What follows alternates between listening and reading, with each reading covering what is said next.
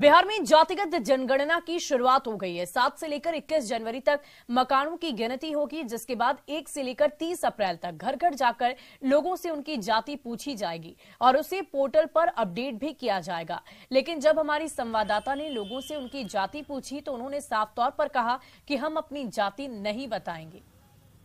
7 जनवरी से ये गणना शुरू हुआ है। 21 जनवरी तक इस गणना के तहत मकानों की गिनती की जा रही है, लेकिन 1 अप्रैल से 30 अप्रैल के बीच लोगों से उनकी जाति पूछी जाएगी। उद्देश्य यही है कि बिहार में हर जाति का विकास हो और इस विकास के लिए बिहार सरकार की तरफ से 500 करोड़ रुपए खर्च किए जा रहे हैं और अब घर घर जाकर जो अधिकारी हैं लोगों से उनकी जात पूछेंगे। हम भी निकल पड़े हैं तमाम ऐसे लोगों से उनकी जात पूछने कि आखिर वो किस जाति से हैं, उनका कितना विकास होगा।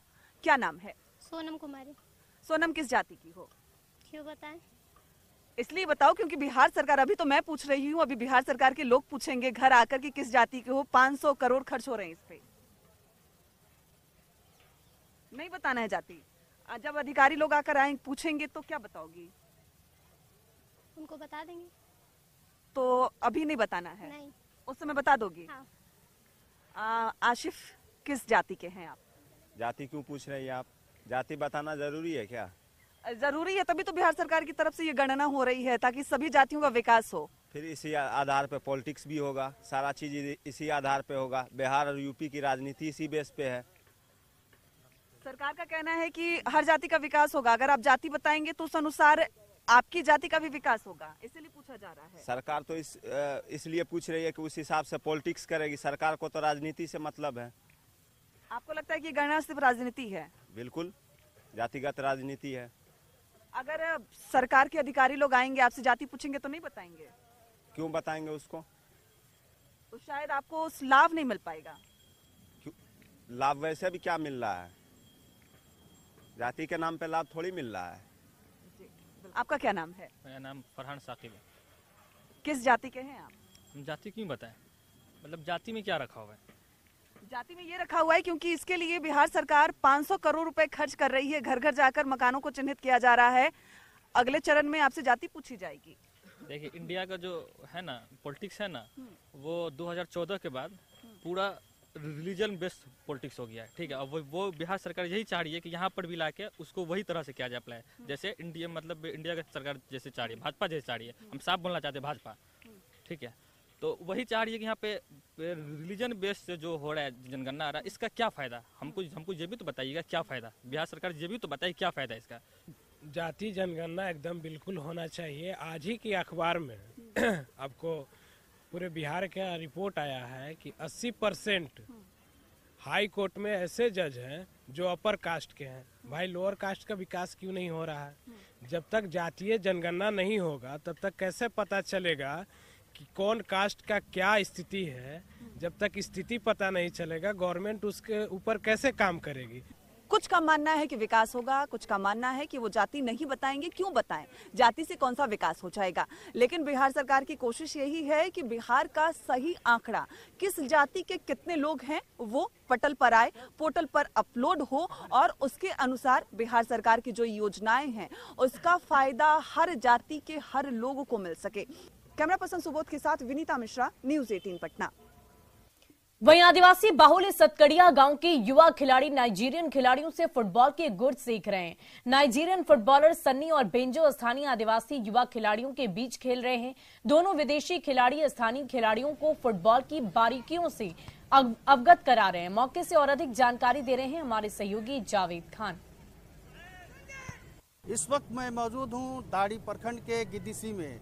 यह आदिवासी बहुल ग्रामीण क्षेत्र, आप हमारे पीछे देख सकते हैं। यह फुटबॉल के कई प्रतिभाएं अपनी प्रतिभा दिखा रही हैं। दरअसल इस क्षेत्र में फुटबॉल के खेल में खिलाड़ियों को आगे बढ़ाने के लिए कई विदेशी खिलाड़ियों को भी यहाँ बुलाया गया, जिसमें नाइजीरिया, घाना, दक्षिण अफ्रीका, कई देशों के खिलाड़ी यहाँ पर अपने खेल का प्रदर्शन दिखा रहे हैं। यहाँ पर हम कुछ लोगों से बात करा रहे हैं। यहाँ फुटबॉल हो रहा है, विदेशी खिलाड़ी, इससे क्या फायदा हो सकता है? इससे हमारे जो हम लोग हैं वो आगे बढ़ पाएंगे खेल कूद में, और फिर खासकर फुटबॉल में। हाँ, खासकर फुटबॉल में हम लोग आगे जा पाएंगे।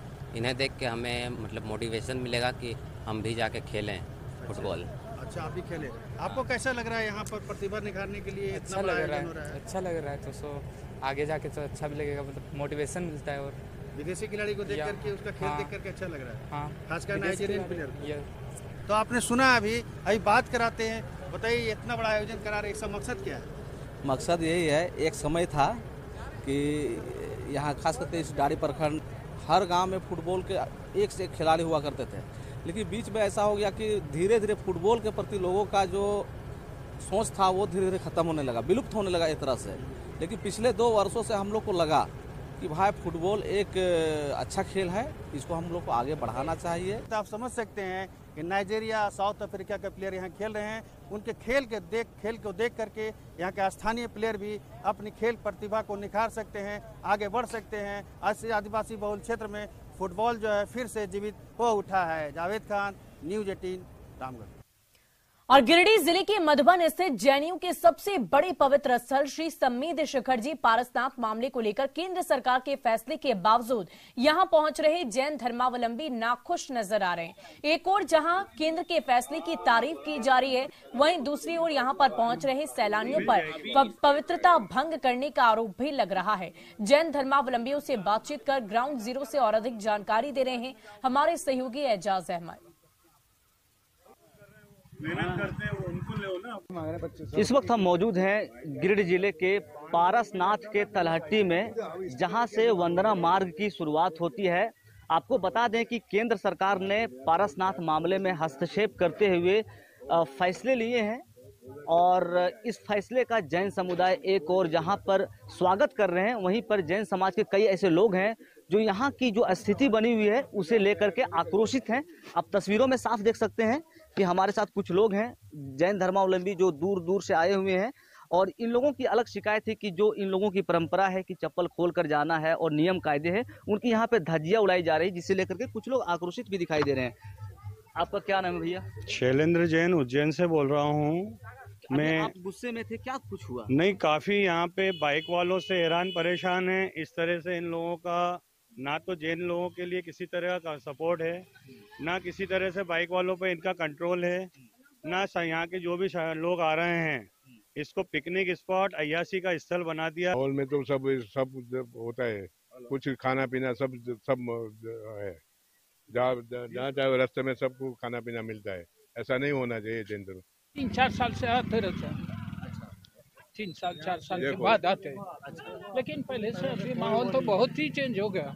पहले ऐसा कुछ भी नहीं था। आप बहुत भावुक दिखाई दे रहे हैं। हाँ, ऐसा ही हो रहा है। धर्म का आस्था के किसी के धर्म के आस्था पर नहीं होना। यहाँ पे मौजूद है और हर आने जाने वाले लोगों का भी ख्याल रख रहे हैं, लेकिन इन लोगों का कहना है, लेकिन यहाँ पे इन लोगों का कहना है कि यहाँ पे सुरक्षा व्यवस्था रहने के बावजूद भी जो चप्पल जूते हैं लोग पहन के चले जा रहे हैं और कई लोगों का आना जाना लगातार जारी है। आप तस्वीरों में देख सकते हैं कि एक गार्ड है, किसी लोग से बात कर रहे हैं और जिरह कर रहे हैं, क्योंकि बता दें कि सुरक्षा व्यवस्था के भी यहाँ पुख्ते इंतजाम है और हर आने जाने वाले लोगों की चेकिंग की जाती है, उनसे बातचीत की जाती है और जिसके बाद उन लोगों को यहाँ से पास करने दिया जाता है। वहीं आपको बता दें कि केंद्र सरकार ने जिस तरह से फैसले लिए हैं उस फैसले से कई लोग तो खुश दिखाई दे लगे। कई जैन समाज के लोगों का अभी भी शिकायत है कि सरकार इसे गैजेट में पास करे। गिरिडीह से न्यूज़ 18 के लिए मैं एजाज अहमद।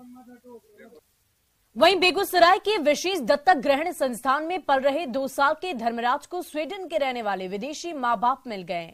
जिस बच्चे को जन्म देने वाले माँ बाप ने ठुकरा दिया था, उस बच्चे को 2 साल बाद नया जीवन मिल गया है, वो भी स्वीडन में।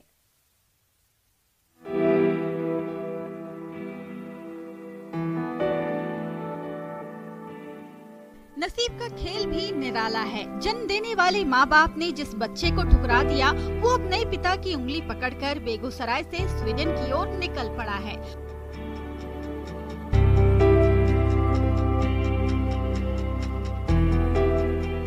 साल के धर्मराज को विदेशी माँ बाप मिल गए हैं। माँ बाप के प्यार से जो बच्चा जन्म से ही महरूम रहा, उसका नसीब उसे स्वीडन लेकर जा रहा है। उसे गोद लेने वाले डैनियल और कैटरीना भी उसे पाकर फूले नहीं समा रहे हैं।